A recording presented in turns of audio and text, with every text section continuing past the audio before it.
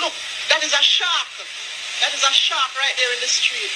Lord, please. They're swimming past the cars. They're right below. Came up on the road. Everything is underwater. The waves keep crashing through the hotels. Look at that. Look. That is a shark. That is a shark right there in the street. Lord, please. They're swimming past the cars. Man, a crocodile.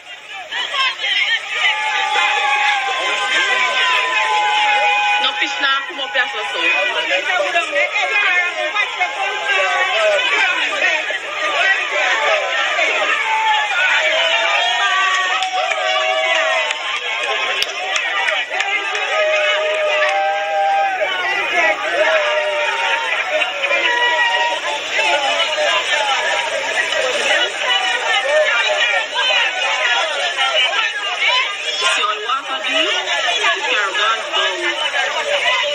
I agree with my right honourable friend and the mother of the house on this. There are 50,000 dual nationals who live in Jamaica, up to 8,000 British citizens who may be travelling there or on holiday there.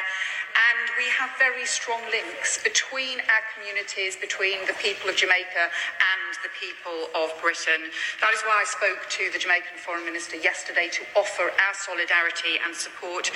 I can tell her that we have not just rapid deployment of consular staff, we also have humanitarian support being pre-positioned in the Caribbean, and we have discussed this in the crisis centre this morning as to what we might be able to deploy on request from the Jamaican government, but we do stand ready to help and respond. So it's looking like the worst of the storm is behind us, and I come out of this knowing that God is good, and there ain't nothing you can tell me about Jamaican people. They built different. They could have been a Category 10 hurricane. You ain't moving them people, man. They're the strongest people on earth. Out here working, could have been with their families. Yeah, man. I love y'all. You got a special place in my heart for sure. Shout out to Jamaica. God bless Jamaica.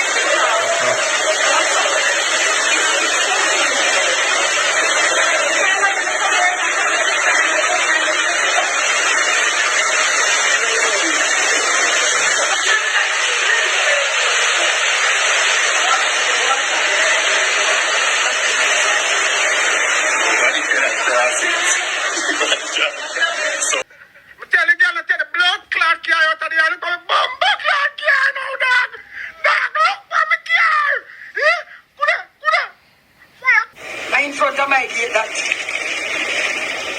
Jesus have mercy, God. Look on the road. I rode that, no? I rode that. People, up here, I rode that. That is the road. Have mercy, God. You all up. Mash up. Bye.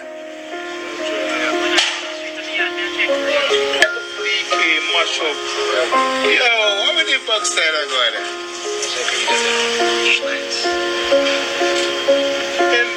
Then we're not going to continue.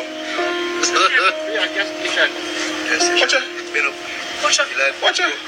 On gas station on there. Wait, this is my roof? Yeah, you got it. No. Yeah, you got it. Had a roof. Oh, is it like this is a roof over here, so get jealous and go over Texaco. But that's it. Hey, go on. But some women are looking at the sergeant. Look on down there, sir. Oh, no, I want to say roof lift up. No, I gas station roof lift up and go over the side. Mash up over there, so. See, gas station roof lift up and go over the side. Mash up. You see it? Yeah. So I lift up and go over big, yeah. See, they see, you come out of a gun. Me? You can imagine that, eh? What a sight.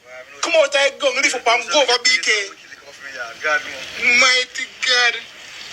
Grab and go. Watch out. Pump bloat. Pumps down. No gas. That's up. What on there? It's a building that's for trees. More than 2 trees. This thing. Try bar, we like it up down too.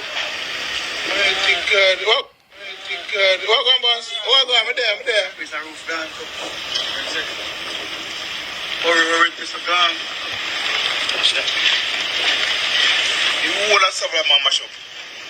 Alright, so at work, you video from front. You still a record, you know? Talk, man. Narrate. Yeah. We can narrate. Finish being recorded for number 3 news. Yes. Sample more. Oh no. System created. Severely damaged. Wicked gal Melissa.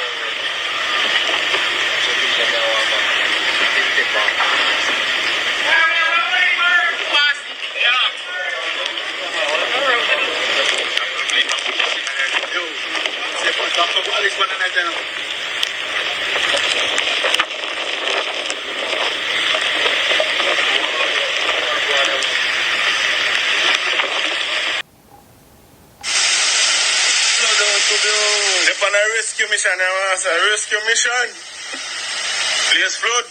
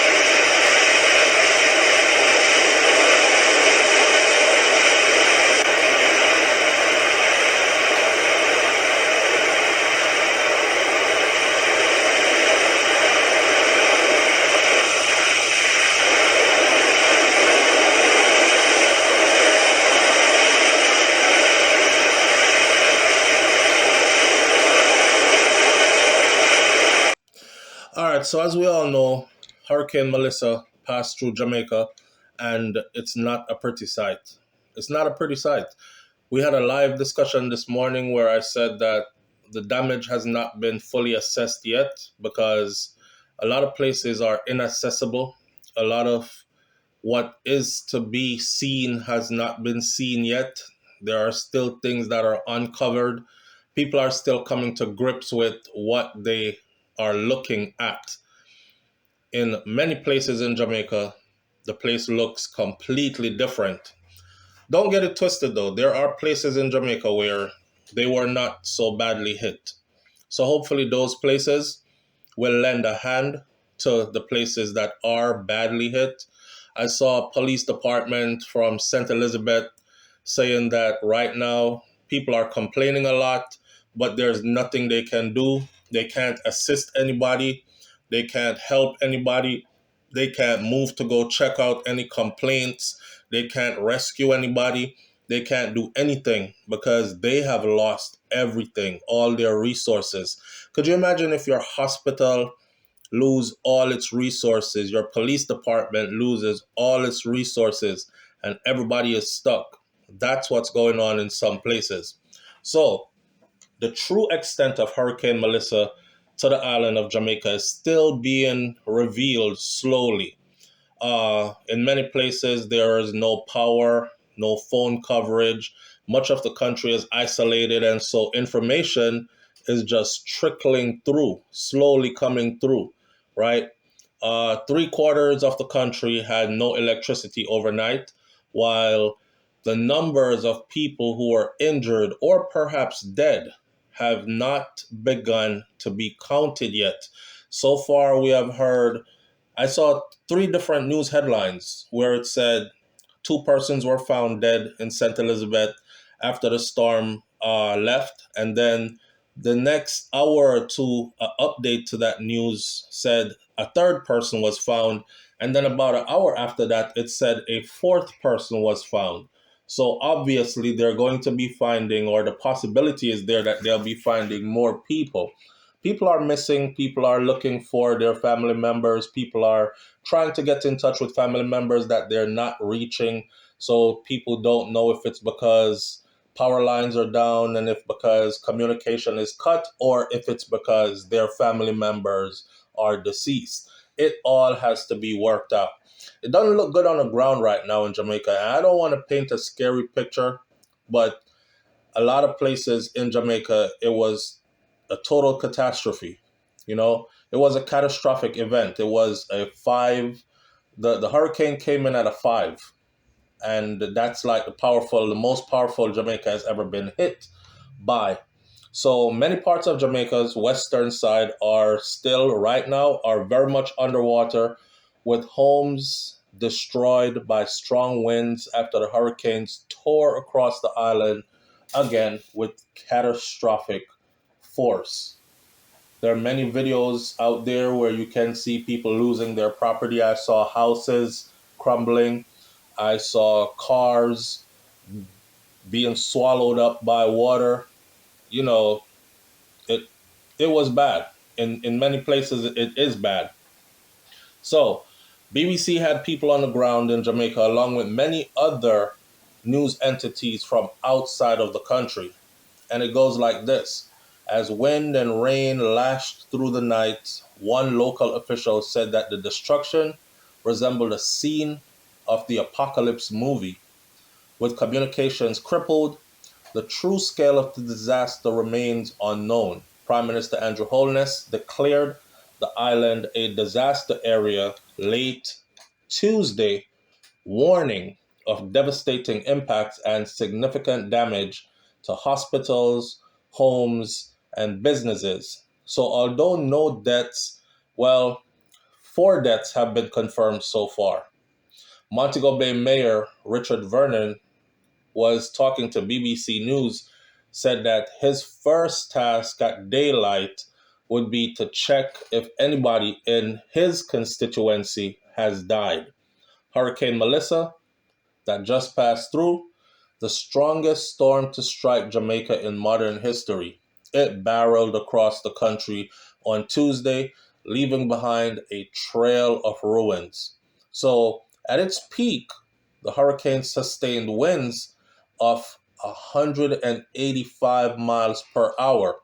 The crazy thing about this hurricane was it just kept getting stronger and stronger as it was moving towards Jamaica. And when it hit Jamaica, it kept getting stronger as it was hitting Jamaica. And when it was leaving Jamaica, it left faster than it came in.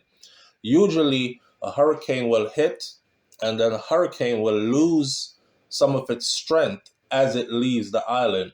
Not this one. This one was projected to come in at 165 miles per hour. Then we looked around and it was 175 miles per hour. And then we looked around again and it was 185 miles per hour.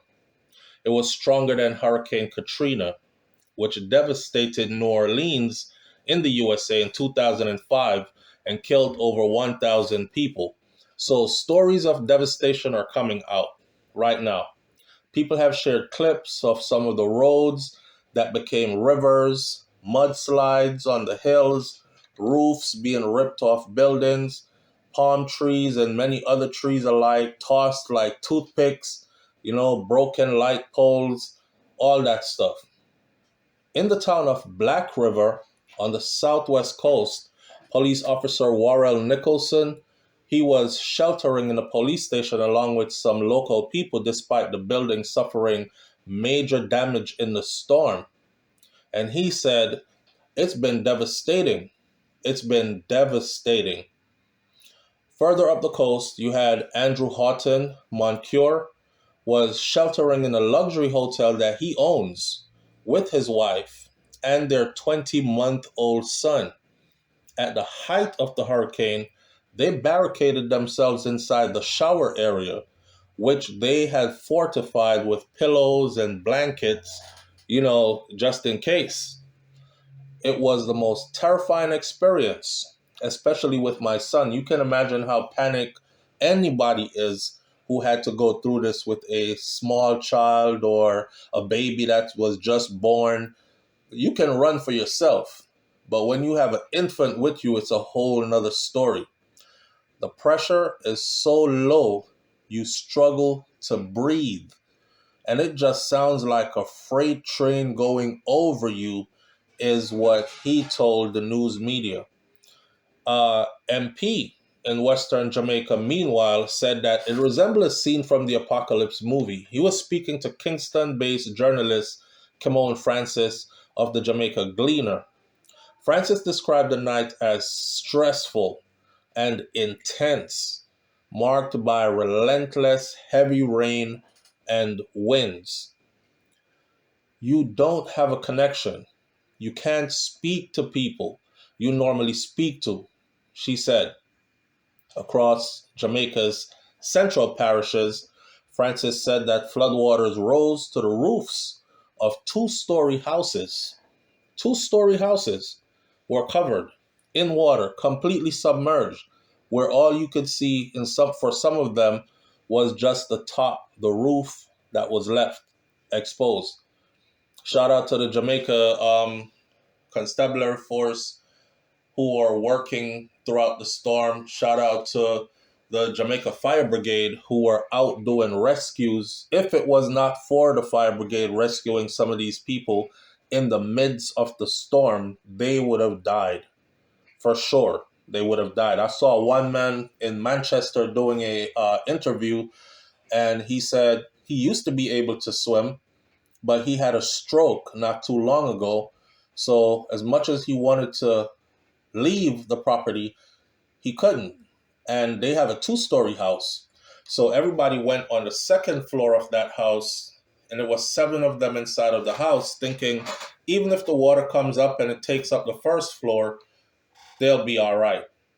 Well, that water not only took up the first floor, that water got to the second floor, and they were soon submerged in water, and the water was climbing higher all the way up to the ceiling. And he said that the fire brigade people got there just in time. He was like, boy, when they gave me that ladder, I didn't ask no questions. I just jumped on the ladder as fast as I could and got up out of there, right? So there were people out there working to make sure that others weren't losing their lives in this. And those people are to be commended, One anonymous woman said that there is water coming in through the roof of my house. I am not okay. This is in a 2-story house. So while no fatalities have been confirmed outside of the 3 that I just spoke about, or 4, Jamaica Prime Minister Andrew Holness said that he feared that there would be some loss of lives. Damage, he said, was widespread, hitting hospitals, schools, homes, businesses. I saw where hospitals looked like They are definitely not usable. They are completely out of commission. And in a time like this, you would want your hospitals, especially, to be working, right? Where people can go and get help, medical help, especially those who are ill and those who are elderly and those who are going to be injured from whatever is going on in this storm. But a lot of these hospitals are actually out of commission, completely out of commission. There's so much water in some of these hospitals, you could literally ride a boat through the hallways. There are no roofs on some of them. Jamaica is going to need a lot of help. And I know Jamaican people are resilient people, and I know that eventually everything is going to work itself out. They're going to put themselves back together. They're going to be all right. But this is not going to be a quick fix. I've seen hurricanes hit Jamaica before. I've never seen this much devastation in Jamaica before. So as much as there weren't a whole lot of lives lost, there certainly was a whole lot of destruction. Verna Jennis was sheltering from the storm in her 4-bedroom house in a village of Charlesle, St. Elizabeth, when a hurricane ripped all the zinc off of her house. The 73-year-old vegetable farmer, she was in her house with her sons and her baby grandchild when the hurricane made landfall over the area. Verna had lost communication due to the power lines being down, but her UK-based sister, June Powell, spoke to the news media about what had happened. She was crying on the phone, June said. You are huddled up inside, and then you look up, and boom, your roof is gone. I have never heard her like that. She was wailing. We all are finished, she said. She is anxiously awaiting for the communication networks to be restored so she can talk to her sister. Of course, she's all the way in the UK and her sister is all the way in Jamaica, which adds that extra. You can't get to them fast enough. I haven't heard anything of the airports opening and flights leaving Jamaica just yet or coming into Jamaica just yet. So it's not like you can schedule a flight and fly right in either. Got to wait for things to get back together. By the way, right before the hurricane hit, the airports were closed. There were no flights going in to Jamaica and no flights coming out of the island, and it was closed by the government. Even tourists that were on the island were not allowed to leave, so they had to hunker down too where they were at and ride out the storm, right? St. Elizabeth, known as Jamaica's breadbasket, produces much of the island's produce, with crops submerged and fields destroyed. Many farmers will be struggling financially to recover from this one. On the north coast, over on Montego Bay side, the heart of Jamaica's tourism industry and home to its main airport, will also take time to get back on its feet. This hurricane has put a hand around the neck of Jamaica's economy, to say the least. Montego Bay City was split in two by floodwaters, Mayor Vernon said. He told news media breakfast, once the wind subsided, we started to get a lot of heavy rain, and that has led to massive floods right across the city. One side of the city is now cut off from the other due to roads being inundated by floodwaters. His immediate concern, he said, was simply check if everybody is alive. Let's start there first. In rural Jamaica now, the storm has left people shaken. Tamika Lee, president of the Jamaica Network of Rural Women Producers, said, right now, what I'm seeing is heavy rain, powerful winds, a lot of things flying all over the place, and trees are being uprooted. There is no electricity. I am feeling anxious and tense. The damage will be enormous. Meteorologists said that Hurricane Melissa intensified at a speed that is rarely ever seen, and its rapid strengthening, fueled by abnormally warm Caribbean waters, part of the broader trend linked to climate change. So by the time it struck Jamaica, the storm had reached a full Category 5 strength with gusts fierce enough to tear roofs from concrete homes, uproot trees, and snap power lines and power poles. Health officials even issued a crocodile warning, cautioning those that would be near floodwaters that the reptiles could be gathering around outside your areas. Look out for them.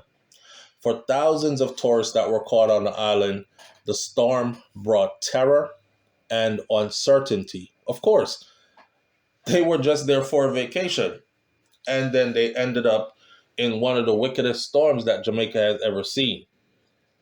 And a lot of them wanted to leave, and the weather looked like they could have left at the time when the airport was shut down. So a lot of people were disgruntled, saying, "It's still sunny outside. I don't feel anything." They could have let us get one more flight out the country, but they were being taken precautions. So one said, "I've heard everything like it," said Pia Chevalier from Cambridge, who traveled to Jamaica with her 15-year-old son on Saturday. This hurricane was moving slow, and Jamaica was warned about a week about the coming of this hurricane. So for the people who booked their flights and still went, even though they had a whole week of warning, I kind of have to blame them, because if you were really taking precautions, you would have been like, you know what, I'm going to have to cancel this flight and go to Jamaica at some other time. Speaking to BBC Radio Live 5 from her darkened hotel room, she said the glass in the windows and the patio doors were all vibrating. The windows sounded like they were slamming, even though they were closed. It was horrendous. Then she said debris were everywhere. Palm trees, coconuts, branches, all over the place. The big palm trees with all the roots on them were up out of the ground. That's how strong the winds have been. On the North Coast, Wayne Gibson, a British tourist from Kent who was on holiday in Ocho with his wife and his 2 teenage daughters, told news media that they were sheltering in a communal hall.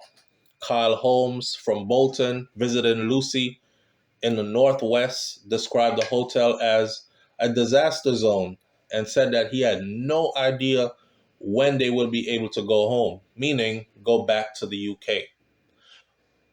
Hurricane Melissa has moved on and has made landfall in Cuba by early Wednesday morning, leaving Jamaica paralyzed, silent, looking in awe, but leaving many Jamaicans thankful, though, that their lives were spared. Jamaica has a catastrophe bond, a type of insurance for the country, which will hopefully allow people to get back on their feet. But the issue is that what's done in the interim. In other words, there will be money there, but how will this money be divided? Will the money be divided up properly? Will all the aid that's coming into the country be distributed properly? I saw in the UK, top politicians were talking about sending aid to Jamaica. I saw in the US, the President Donald Trump was talking about sending aid to Jamaica. Everybody is talking about sending aid to Jamaica. So aid is on the way, but how will the aid be distributed? And will it be used in the way that it's supposed to use to build the country back?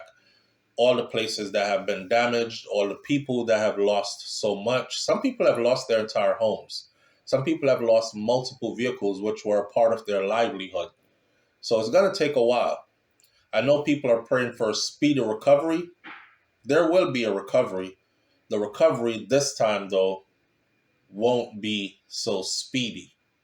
And in all, still give thanks. Leave your comments in the comment section below and stay close to the channel. One more thing I'll say before I go is this. We will be looking for grassroots movements to do our donating to.